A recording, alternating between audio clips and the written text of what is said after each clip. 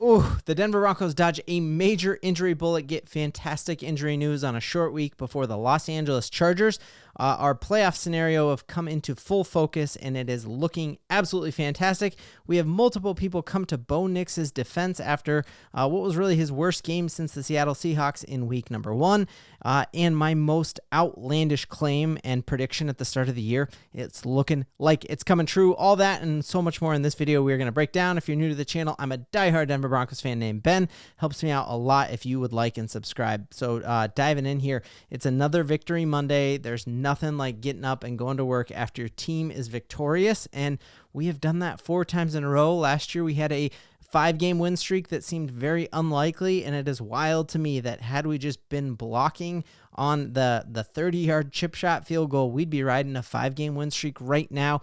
We have a very winnable game against a banged-up Los Angeles Chargers, and that will extend this to a 5-game win streak. But it's awesome to see that we have one of the longest win streaks in the NFL that ever, you got 5 teams on here, and there's, 32 minus 5. The rest of those dudes have lost games more recently than we have, and that's fantastic. So that brings up truly our playoff scenarios. There is a really easy way that we get into the playoffs, and that is just we win 1 of our next 3. Obviously, there's a lot of talk. Is Mahomes truly banged up? He had an ankle sprain. He's doubtful in practice this week. He might play on Saturday, and then they have 3 games in 11 days, and so will they be resting dudes by the time they play us? We know we have an extended period of rest before we have to play Cincinnati. That's a great scenario. And so really, we win 1 of these next 3. We have the Chargers number. That is going to be a home game for us on Thursday night. We're going to break down all week why I think we win that game. That's the hard way. Like, hey, just win 1 more game, we get in.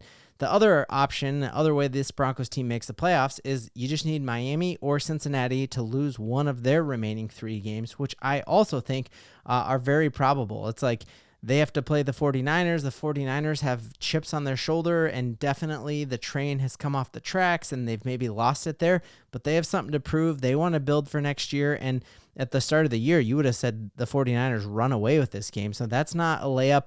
Who knows what happens with the Cleveland Browns there, and then they end the year divisional matchup, and that's in New York. It'll be freezing. We know how Tua looks on the road.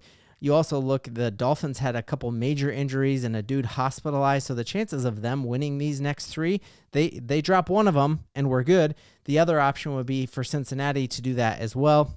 Cincinnati has to play the Browns, which I think they'll win, although I think that'll be close, and then they play us, and then they end the year with the Steelers. The Steelers are going to be slugging it out with the Ravens to try to have a home game and not be the wild card. So I think this is why it's a 91, 92% chance, depending on which group is doing the projections. I think the Broncos do take care of business the easy way and win at least 1 more of these games and really build on the momentum moving forward to get in here. One of the reasons I'm so confident about this is the fact that our defense is wildly elite.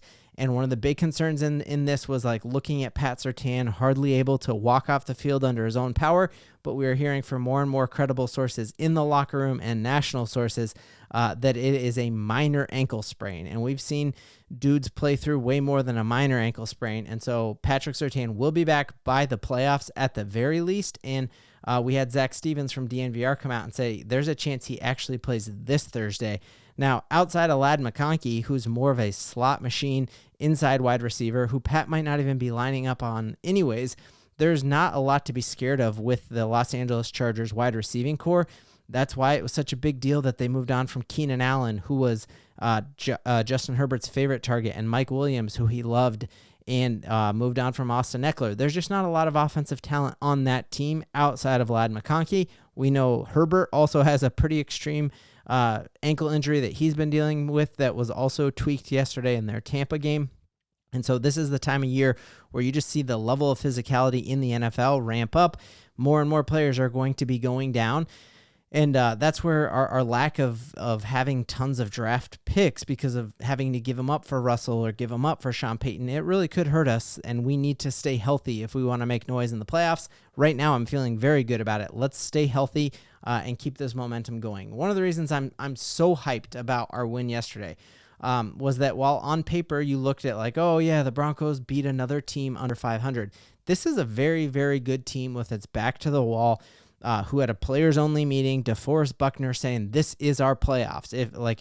We're not talking about the playoffs starting. The playoffs are already starting this week with the Denver Broncos. And so you look at them with their backs against the wall, giving us their best shot, and we blew them out by NFL standards. Like, winning by more than one score is a blowout. And so it's incredible to me to see that even though none of us feel good about it, the Denver Broncos just won 31-13 against a good team, a team that hung tough with the Packers, a team that beat the Steelers, a team that played the Bills very tough, a team that should have beat the Texans week 1, who had everything to play for and really laid it all out on the line. And we just looked at that we didn't just beat them by the skin of our teeth. We beat them in a definitive way, in a way that really you have not seen a defense play like our defense played since 2000, right? I mean, that was like Y2K. Y'all remember that, when our computers, the end of the world? But we're looking the second half of that game,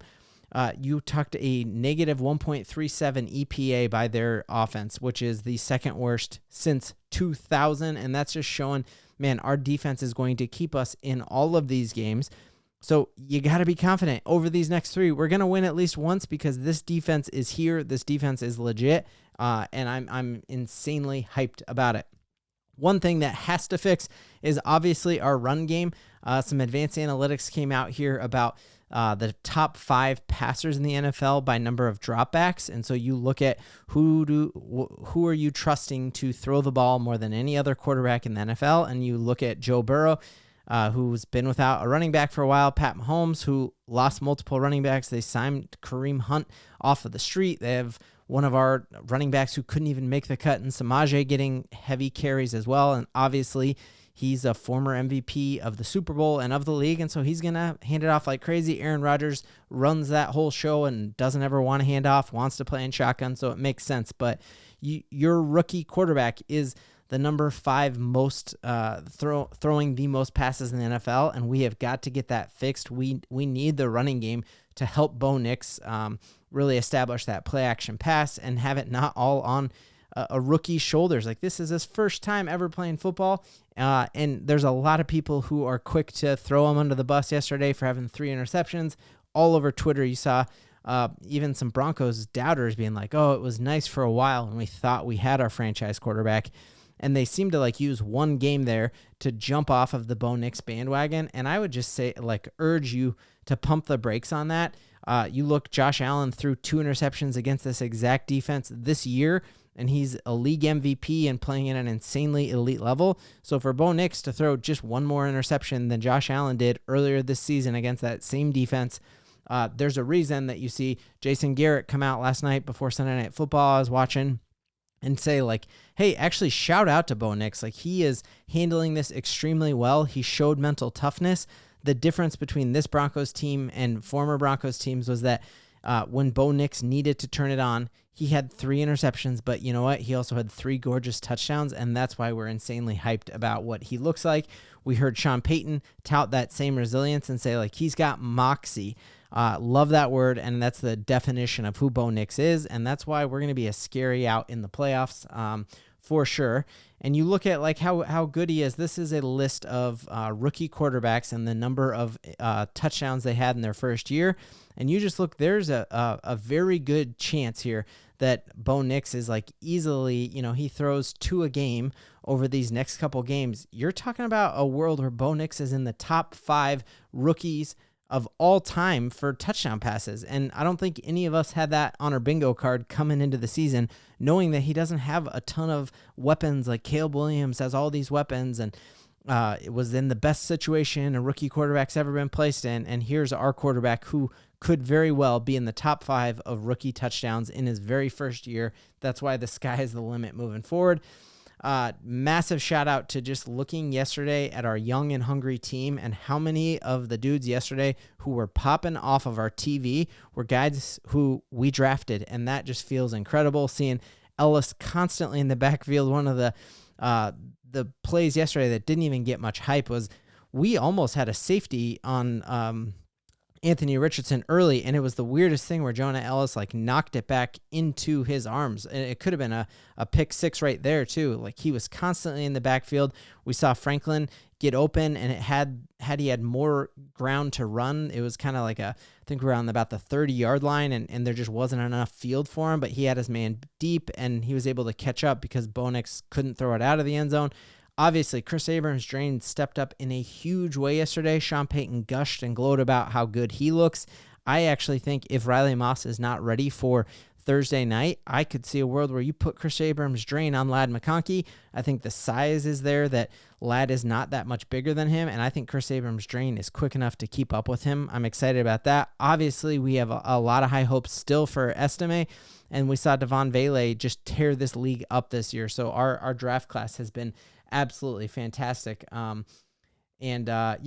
Last thing here is that our game on against the Cincinnati Bengals, it's looking like it is being flexed into Saturday night football rather than just the normal Sunday time, which is just amazing to me that the NFL is betting on us yet again. We saw yesterday that Roger Goodell was in the house actually watching the Broncos live.